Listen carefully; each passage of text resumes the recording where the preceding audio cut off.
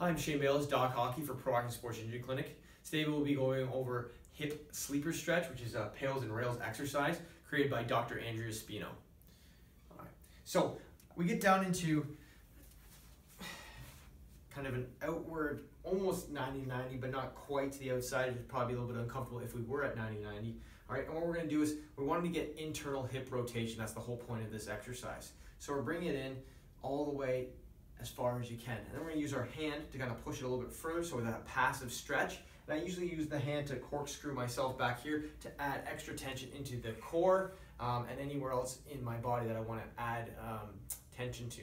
So as I push in here, right, I'm letting it passively go into that, and it's a nice stretch that you're going to feel in through the groin. All right, after we do that for 2 minutes, then we're going to be pushing back outwards with the knee against my hand.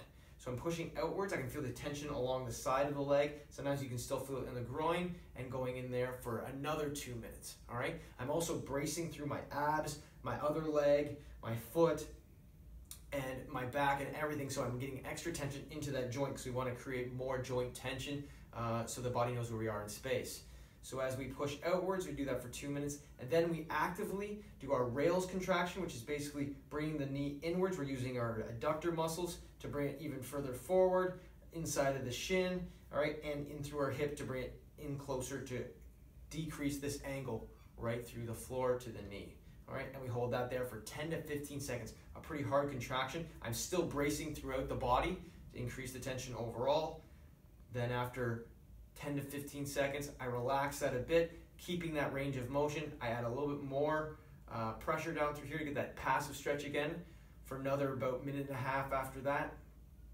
I do that for that much. Then I go backwards with the knee pushing against my hand as well, all right, to get that PAILs contraction again. And I'm not moving the knee, it's not overpowering my hand, but I'm meeting the resistance, right? And usually ramp it up from 10% to 20% to 30% of maximum contraction to about whatever the practitioner says you should be doing. Usually it's between 50 and 80%, all right? And we still have the contraction through the body. Then we do add the rails again, going towards the floor, each time trying to get more range of motion with that, okay? So if we look up here at the chart, we have the sleeper stretch, all right? We have our passive stretch for 2 minutes. Then we have our PAILs isometric contraction where we're pushing back against the knee for another 2 minutes. All right, then we add our rails active contraction, so that's bringing the knee towards the ground again, still feeling the bracing and everything else while we're doing that throughout the body. That's for 15 seconds. Then we repeat this 2 to 3 sets, okay? And then each time you should be gaining range of motion. When the range of motion stops to be gained, then we can stop that and relax and do it again later on, okay? I'm Shane PAILs, Doc Hockey for Proactive Sports Injury Clinic.